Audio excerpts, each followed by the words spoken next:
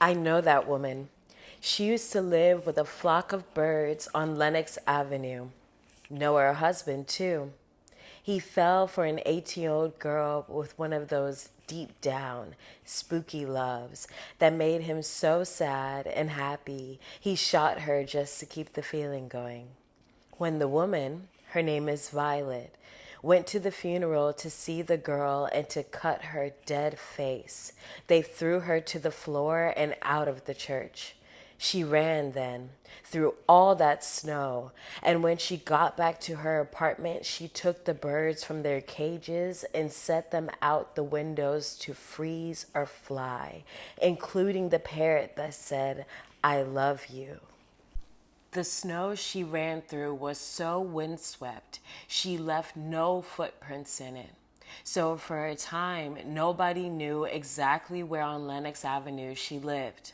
But, like me, they knew who she was, who she had to be, because they knew that her husband, Joe Trace, was the one who shot the girl.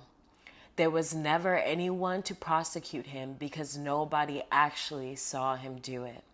And the dead girl's aunt didn't want to throw money to helpless lawyers or laughing cops when she knew the expense wouldn't improve anything. Besides, she found out that the man who killed her niece cried all day, and for him and for Violet, that is as bad as jail. Regardless of the grief Violet caused, her name was brought up at the January meeting of the Salem Women's Club as someone needing assistance.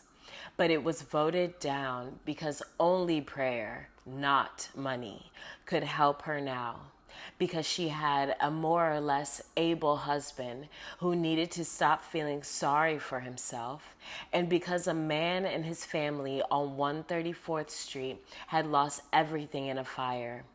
The club mobilized itself to come to the burnt out family's aid and left Violet to figure out on her own what the matter was and how to fix it. She is awfully skinny, Violet. 50, but still good looking when she broke up the funeral. You'd think that being thrown out the church would be the end of it, the shame and all. But it wasn't. Violet is mean enough and good looking enough to think that even without hips or youth, she could punish Joe by getting herself a boyfriend and letting him visit her in her own house. She thought it would dry his tears up and give her some satisfaction as well. It could have worked, I suppose, but the children of suicides are hard to please and quick to believe no one loves them because they are not really here. Anyway, Joe didn't pay Violet or her friend any notice. Whether she sent the boyfriend away or whether he quit her, I can't say. He may have come to feel that Violet's gifts were poor measured against his sympathy for the broken-hearted man in the next room. But I do know that this mess didn't last 2 weeks. Violet's next plan, to fall back in love with her husband, whipped her before it got on a good footing. Washing his handkerchiefs and putting food on the table before him was the most she could manage. A poisoned silence floated through the rooms like a big fishnet that Violet alone slashed through with loud recriminations. Joe's daytime listlessness and both their worrying nights must have wore her down. So she decided to love. Well, find out about the 18-year-old whose creamy little face she tried to cut open even though nothing would have come out but straw. Violet didn't know anything about the girl at first, except her name, her age, and that she was very well thought of in the legally licensed beauty parlor. So she commenced to gather the rest of the information. Maybe she thought she could solve the mystery of love that way. Good luck, and let me know. She questioned everybody, starting with Malvon, an upstairs neighbor, the one who told her about Joe's dirt in the first place, and whose apartment he and the girl used as a love nest. From Malvon, she learned the girl's address and whose child she was. From the legally licensed beauticians, she found out what kind of lip rouge the girl wore. The marcelling iron they used on her. Oh, I suspect that girl didn't need to straighten her hair. The band the girl liked the best, Slim Bates, Ebony Keys, which is pretty good, except for his vocalist, who must be his woman, since why else would he let her insult his band? And when she was shown how, Violet did the dance steps the dead girl used to do. All that. When she had the steps down pat, her knees just so, everybody, including the ex-boyfriend, got disgusted with her, and I can see why. It was like watching an old street pigeon pecking the crust of a sardine sandwich the cats left behind. But Violet was nothing but persistent, and no wisecrack or ugly look stopped her. She haunted PS 89 to talk to teachers who knew the girl. JHS 1392, because the girl went there before trudging way over to Wadley, since there were no high schools in her district a colored girl could attend. And for a long time, she pestered the girl's aunt, a dignified lady who did fine work off and on in the garment district, until the aunt broke down and began to look forward to Violet's visits for a chat about youth and misbehavior. The aunt showed all the dead girl's things to Violet, and it became clear to her, as it was to me, that this niece had been hard-headed as well as sly. One particular thing the aunt showed her, and eventually let Violet keep for a few weeks, was a picture of the girl's face.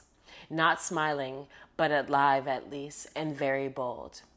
Violet had the nerve to put it up on the fireplace mantel in her own parlor, and both she and Joe looked at it in bewilderment.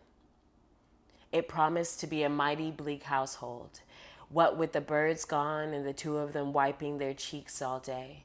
But when spring came to the city, Violet saw, coming into the building with an OK record under her arm and carrying some sweetmeat wrapped in butcher paper, another girl with 4 marcelled waves on each side of her head. Violet invited her in to examine the record, and that's how that scandalizing threesome on Lenox Avenue began. What turned out different was who shot whom. I'm crazy about this city. Daylight slants like a razor cutting the buildings in half. In the top half I see looking faces, and it's not easy to tell which are people, which are the work of stonemasons.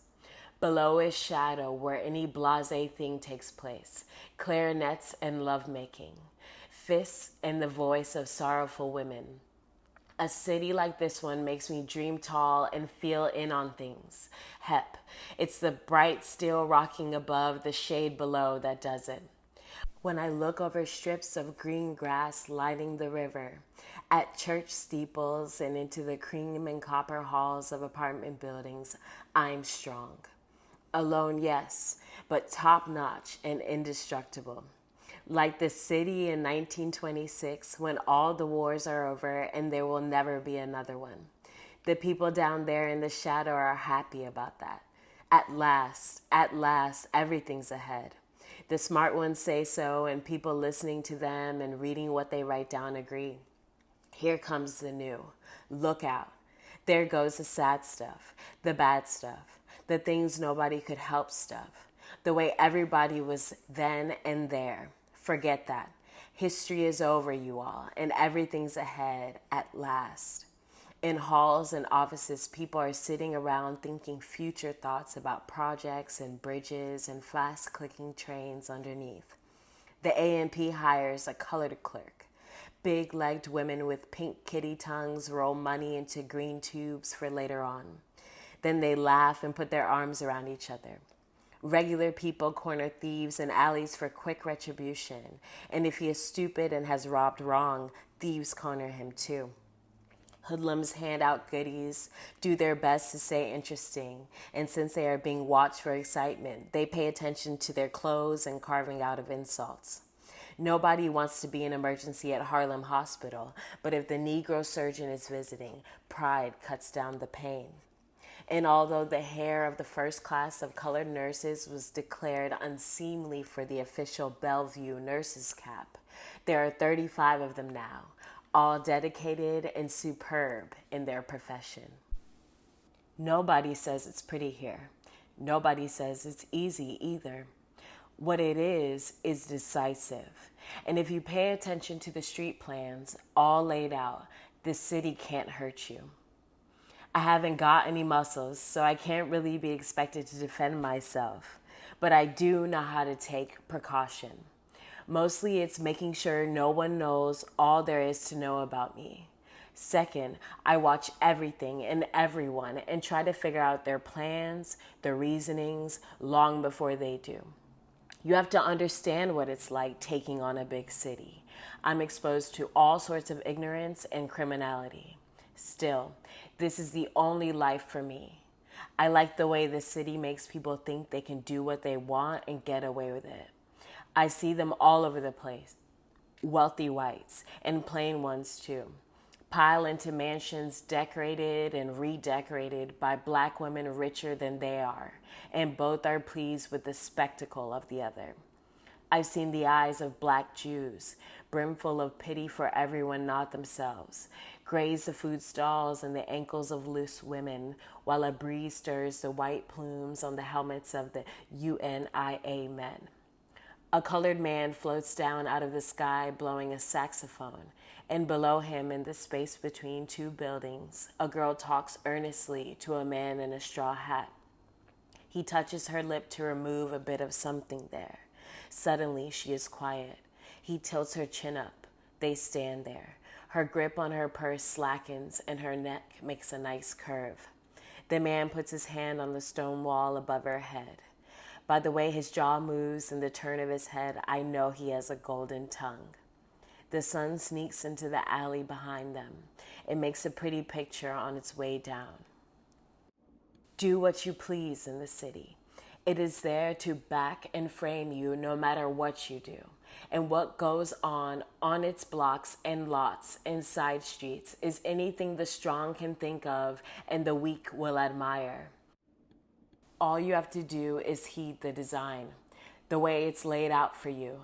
Consider it, mindful of where you want to go and what you might need tomorrow. I lived a long time, maybe too much, in my own mind. People say I should come out more, mix. I agree that I close off in places, but if you have been left standing, as I have, while your partner overstays at another appointment or promises to give you exclusive attention after supper, but is falling asleep just as you have begun to speak, well, it can make you inhospitable if you aren't careful. The last thing I want to be. Hospitality is gold in this city. You have to be clever to figure out how to be welcoming and defensive at the same time. When to love something and when to quit. If you don't know how, you can end up out of control or controlled by some outside thing like that hard case last winter. Word was that underneath the good times and the easy money, something evil ran the streets and nothing was safe, not even the dead. Proof of this being Violet's outright attack on the very subject of his funeral ceremony. Barely 3 days into 1926, a host of thoughtful people looked at the signs, the weather, the number, their own dreams, and believed it was the commencement of all sorts of destruction, that the scandal was a message sent to warn the good and rip up the faithless. I don't know who was more ambitious, the doomsayers or Violet, but it's hard to match the superstitious for great expectations. Armistice was 7 years old the winter Violet disrupted the funeral, and veterans on 7th Avenue were still wearing their Army-issued greatcoats because nothing they can pay for is as sturdy or hides so well what they had boasted of in 1919. 8 years later, the day before Violet's misbehavior, when the snow comes, it sits where it falls on Lexington and Park Avenue too, and waits for horse-drawn wagons to tamp it down when they deliver coal for the furnaces cooling down in the cellars. Up in those big 5-story apartment buildings and the narrow wooden houses in between, people knock on each other's doors to see if anything is needed or can be had. a piece of soap, a little kerosene, some fat, chicken, or pork to brace a soup one more time. Whose husband is getting ready to go see if he can find a shop open? Is there time to add turpentine to the list drawn up and handed to him by the wives?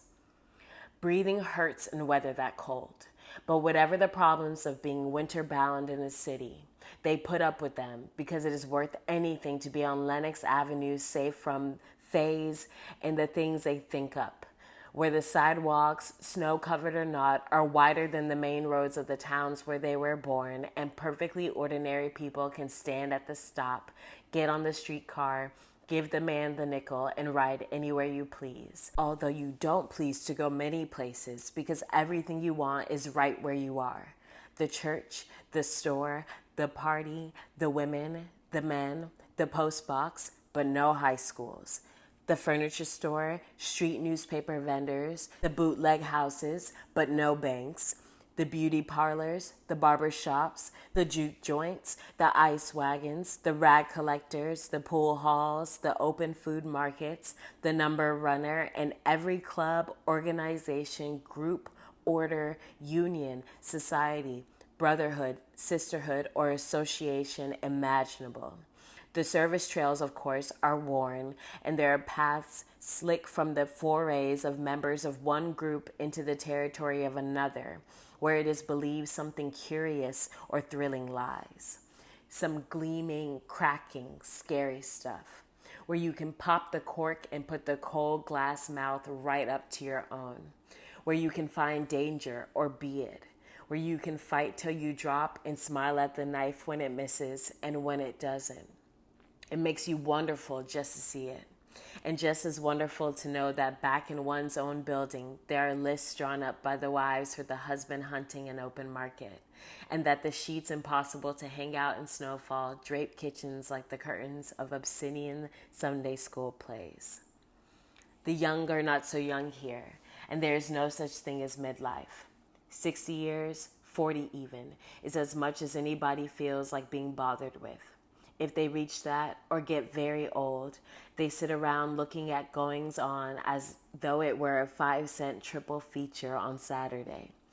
Otherwise, they find themselves butting into the business of people whose names they can't even remember and whose business is none of theirs.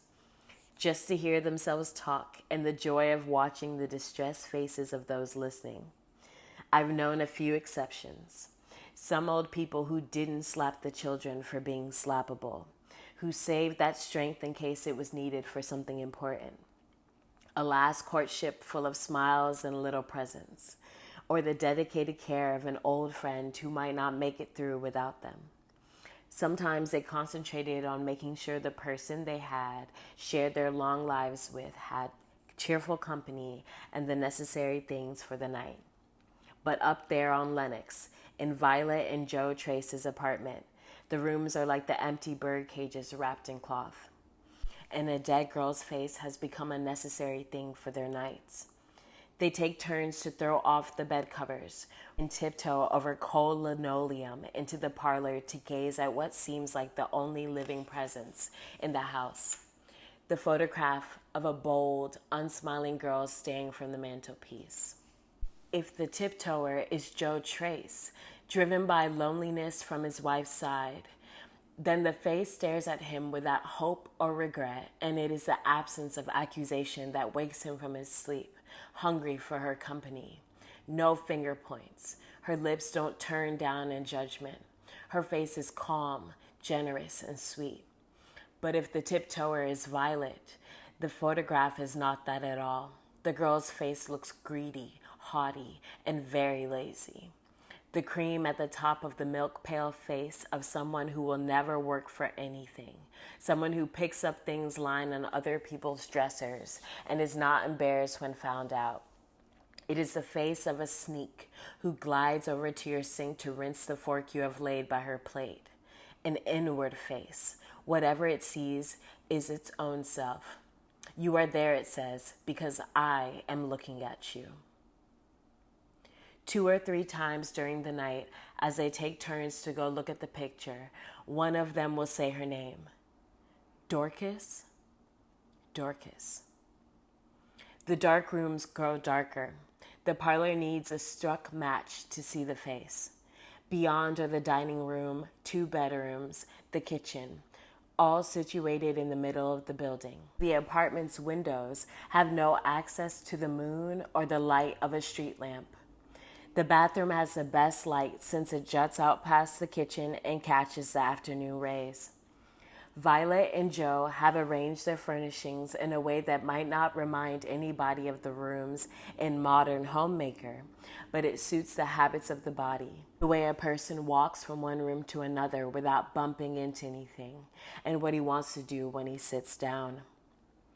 You know how some people put a chair or a table in a corner where it looks nice, but nobody in the world is ever going to go over to it, let alone sit down there? Violet didn't do that in her place. Everything is put where a person would like to have it, or would use or need it. So the dining room doesn't have a dining table with funeral parlor chairs. It has big, deep down chairs and a card table by the window covered with jade, dracaena, and doctor plants until they want to have card games or play tonk between themselves. The kitchen is roomy enough to accommodate 4 people eating or give a customer plenty legroom while Violet does her hair.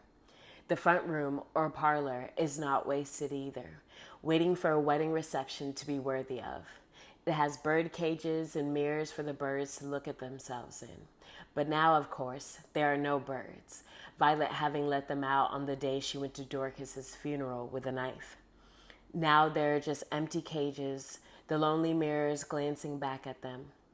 As for the rest, it's a sofa, some carved wooden chairs with small tables by them so you can put your coffee cup or a dish of ice cream down in front of you.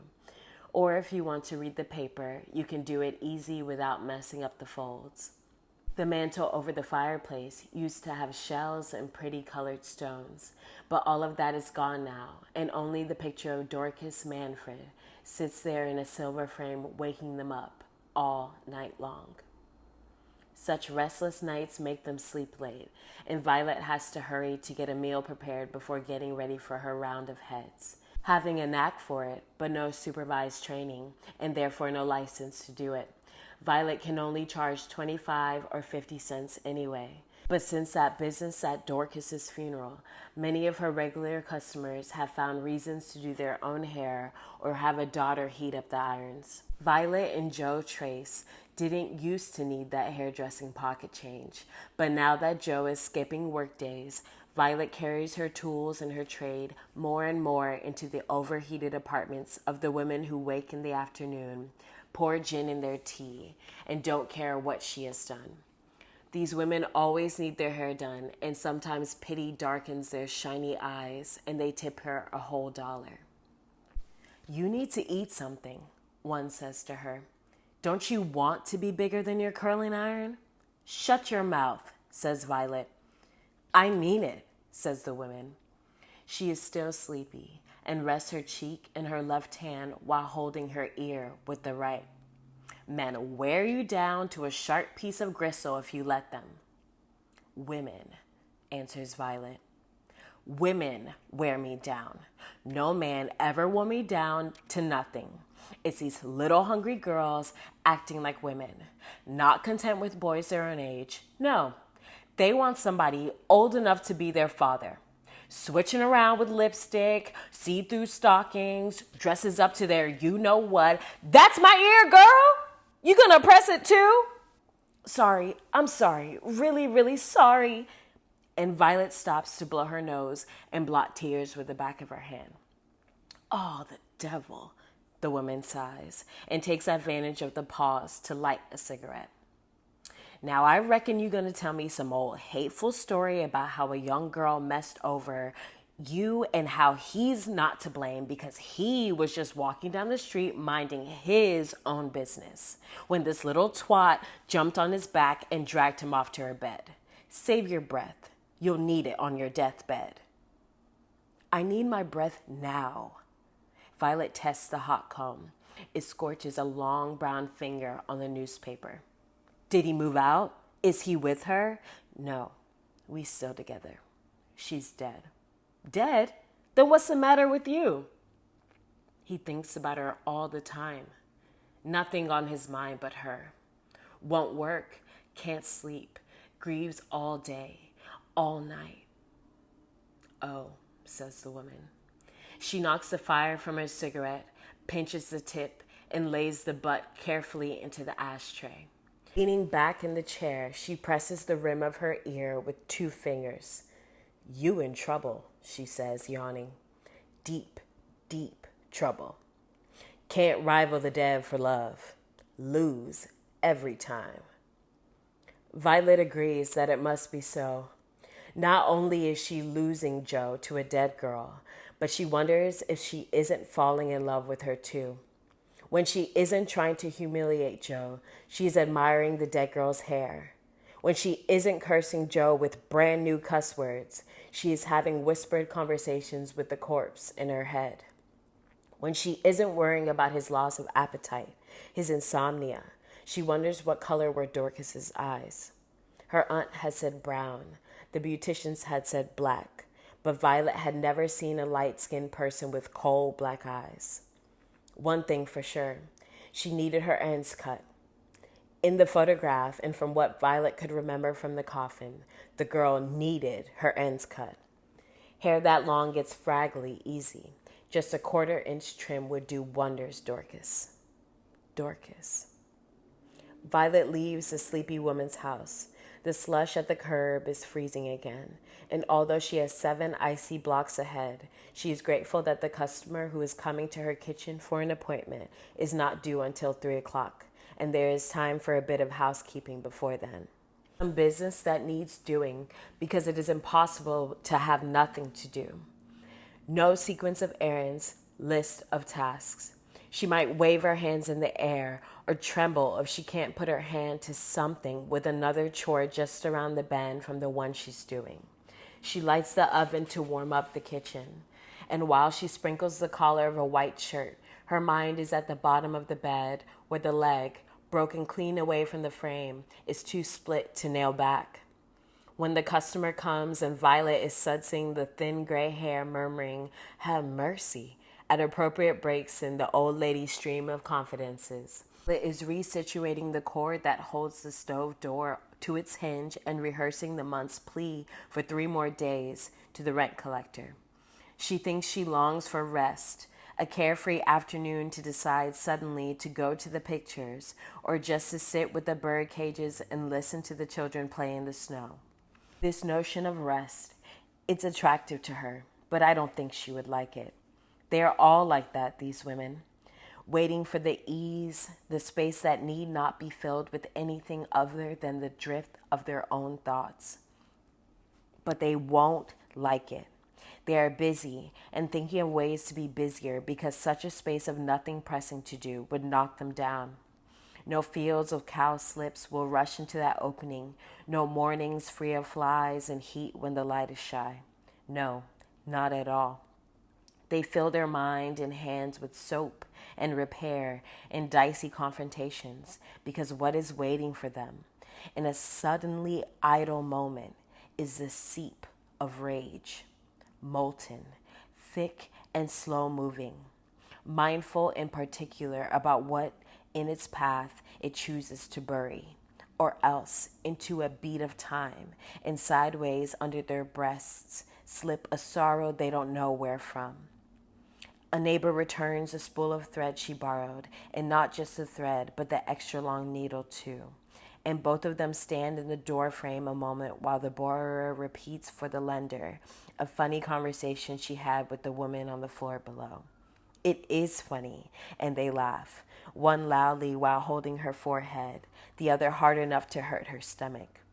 The lender closes the door and later, still smiling, touches the lapel of her sweater to her eye to wipe traces of the laughter away, then drops to the arm of the sofa, the tears coming so fast she needs 2 hands to catch them. So Violet sprinkles the collars and cuffs, then suds with all her heart those 3 or 4 ounces of gray hair, soft and interesting as a baby's. Not the kind of baby hair her grandmother had soaped and played with and remembered for 40 years. The hair of the little boy who got his name from it. Maybe that is why Violet is a hairdresser. All those years of listening to her rescuing grandmother, True Belle, tell Baltimore stories. The years with Miss Vera Louise in the fine stone house on Edison Street, where the linen was embroidered with blue thread and there was nothing to do but raise and adore the blonde boy who ran away from them, depriving everybody of his carefully loved hair. Folks were furious when Violet broke up the funeral, but I can't believe they were surprised. Way before that, before Joe ever laid eyes on the girl, Violet sat down in the middle of the street. She didn't stumble, nor was she pushed. She just sat down. After a few minutes, 2 men and a woman came to her, but she couldn't make out why or what they said. Someone tried to give her water to drink, but she knocked it away. A policeman knelt in front of her, and she rolled over on her side, covering her eyes. He would have taken her in, but for the assembling crowd murmuring, "Oh, she's tired. Let her rest." They carried her to the nearest steps. She came around, dusted off her clothes, and got to her appointment an hour late, which pleased the slow-moving whores who never hurried anything but love. It never happened again as far as I know, the street sitting. But quiet as it's kept, she did try to steal that baby, although there's no way to prove it. What is known is this. The Dumfries women, mother and daughter, weren't home when Violet arrived. Either they got the date mixed up or had decided to go to a legally licensed parlor just for the shampoo, probably, because there's no way to get that deep down hair washing at a bathroom sink. Beauticians have it beat when it comes to that. You get to lie back instead of lean forward. You don't have to press a towel in your eyes to keep the soapy water out, because at a proper beauty parlor, it drains down the back of your head into the sink.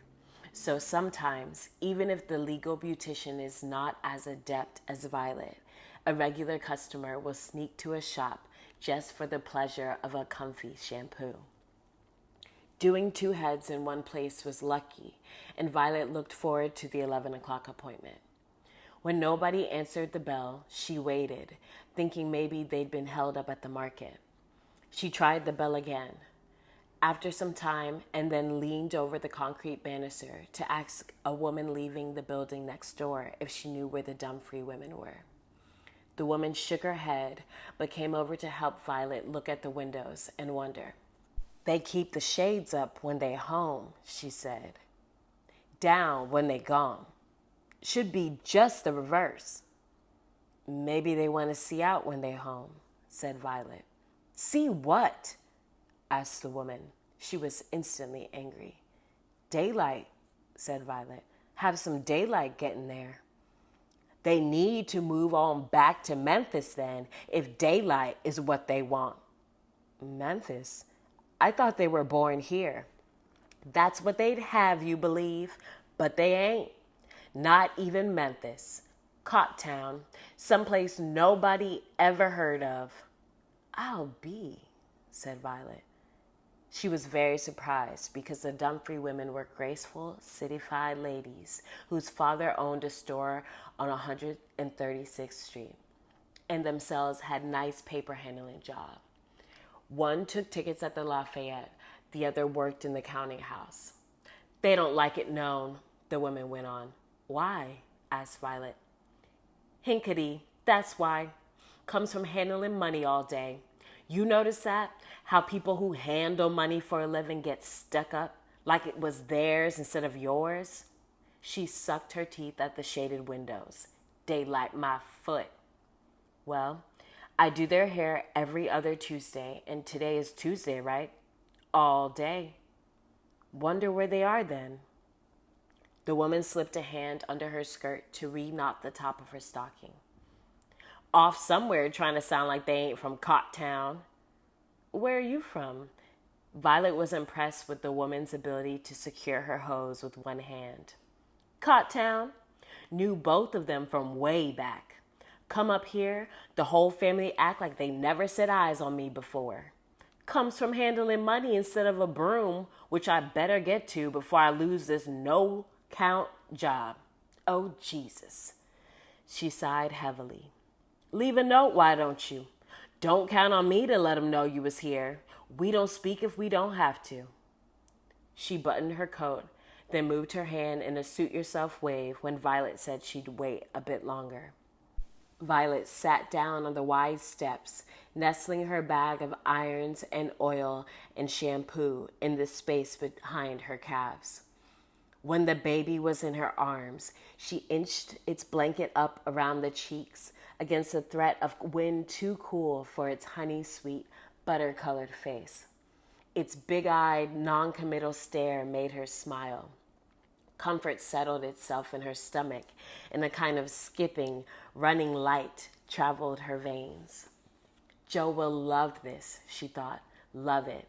And quickly her mind raced ahead to their bedroom, and what was in there she could use for a crib until she got a real one. There was a gentle soap in the sample case already, so she could bathe him in the kitchen right away. Him? Was it a him? Violet lifted her head to the sky and laughed with the excitement in store when she got home to look. It was the laugh, loose and loud, that confirmed the theft for some and discredited it for others.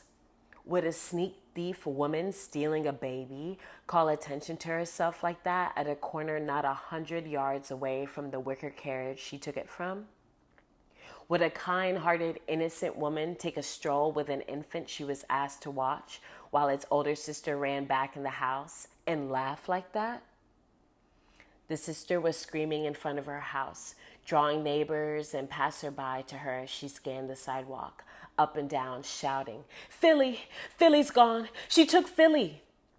She kept her hands on the baby buggy's push bar, unwilling to run whichever way her gaze landed, as though if she left the carriage empty except for the record she dropped in it, the one she had dashed back into the house for, and that was now on the pillow where her baby brother used to be, maybe it too would disappear. "She who?" somebody asked. "Who took him?" "A woman. I was gone 1 minute, not even one. I asked her, I said, and she said, okay. You left a whole live baby with a stranger to go get a record?" The disgust in the man's voice brought tears to the girl's eyes. "I hope your mama tears you up and down." Opinions, decisions popped through the crowd like struck matches. "Ain't got the sense of a gnat. Who misraised you? Call the cops. What for? They can at least look. Will you just look at what she left that baby for? What is it? The trombone blues. Have mercy. She'll know more about blues than any trombone when her mama gets home." The little knot of people, more and more furious at the stupid, irresponsible sister, at the cops, at the record lying where a baby should be, had just about forgotten the kidnapper when a man at the curb said, "That her?" He pointed to Violet at the corner, and it was when everybody turned toward where his finger led that Violet, tickled by the pleasure of discovery she was soon to have, threw back her head and laughed out loud. The proof of her innocence lay in the bag of hairdressing utensils, which remained on the steps where Violet had been waiting. "Would I leave my bag with the stuff I make my living with if I was stealing your baby? You think I'm crazy?" Violet's eyes squinted and, smoking with fury, stared right at the sister. "In fact, I would have taken everything. Buggy too, if that's what I was doing." It sounded true and likely to most of the crowd, especially those who faulted the sister. The woman had left her bag and was merely walking the baby while the older sister, too silly to be minding a child anyway, ran back in the house for a record to play for a friend. And who knew what else was going on in the head of a girl too dumb to watch a baby sleep?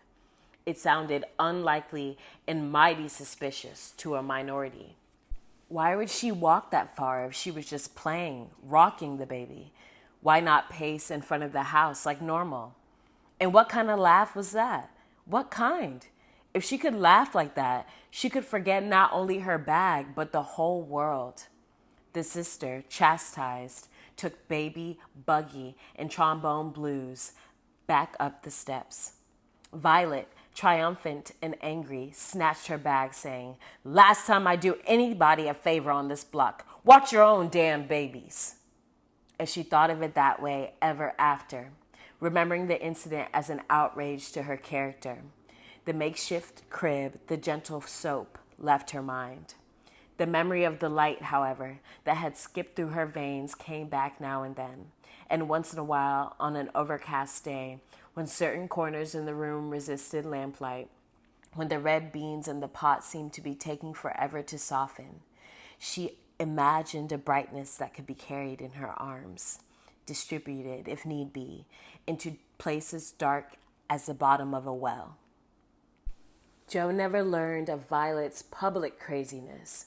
Stuck, Giston, and other male friends passed word of the incidents to each other, but couldn't bring themselves to say much more to him than, "How is Violet? Doing okay, is she?" Her private cracks, however, were known to him. I call them cracks because that is what they were. Not openings or breaks, but dark fissures in the globe light of day. She wakes up in the morning and sees with perfect clarity a string of small, well-lit scenes. In each one, something specific is being done. Food things, work things, customers and acquaintances are encountered, places entered. But she does not see herself doing these things. She sees them being done. The globe light holds and bathes each scene, and it can be assumed that the curve where the light stops is a solid foundation. In truth, there is no foundation at all, but alleyways, crevices one steps across all the time. But the globe light is imperfect too. Closely examined, it shows seams, ill-glued cracks, and weak places beyond which is anything at all. Sometimes when Violet isn't paying attention, she stumbles onto these cracks, like the time when, instead of putting her left heel forward, she stepped back and folded her legs in order to sit in the street. She didn't used to be that way. She had been a snappy, determined girl and a hard-working young woman with a snatched, gossip tongue of a beautician. She liked and had to get her way. She had chosen Jo and refused to go back home once she'd seen him taking shape in early light. She had butted their way out of the Tenderloin district into a spacious uptown apartment promised to another family by sitting out the landlord, haunting his doorway. She collected customers by going up to them and describing her services. "I can do your hair better and cheaper and do it when and where you want." She argued butchers and wagon vendors into prime and extra. "Put that little end piece in. You weighing the stalks, I'm buying the leaf." Long before Jo stood in the drugstore watching a girl buy candy, Violet had stumbled into a crack or two, felt that anything at all began in her mouth. Words connected only to themselves pierced an otherwise normal comment. "I don't believe an 8 has been out this month," she says, thinking about the daily number combinations. "Not one. Bound to come up soon, so I'm hanging an 8 on everything." "That's no way to play," says Jo. "Get you a combo and stay with it." "No, 8 is due. I know it. Was all over the place in August, all summer in fact. Now it's ready to come out of hiding. Suit yourself."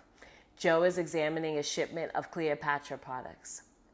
"Got a mind to double it with an aught and 2 or 3 others just in case. Who is that pretty girl standing next to you?" She looks up at Jo, expecting an answer. "What?" he frowns. "What you say?" "Oh." Violet blinks rapidly. "Nothing. I mean, nothing." "Pretty girl." "Nothing, Jo, nothing." She means nothing can be done about it, but it was something slight but troublesome. Like the time Miss Haywood asked her what time could she do her granddaughter's hair, and Violet said, 2:00 if the hearse is out of the way. Extricating herself from these collapses is not too hard because nobody presses her. Did they do the same? Maybe. Maybe everybody has a renegade tongue yearning to be on its own. Violet shuts up. speaks less and less until or have mercy carry almost all of her part of a conversation. Less excusable than a wayward mouth is an independent hand that can find in a parrot's cage a knife lost for weeks. Violet is still as well as silent. Over time, her silences annoy her husband, then puzzle him, and finally depress him. He is married to a woman who speaks mainly to her birds, one of whom answers back, "I love you."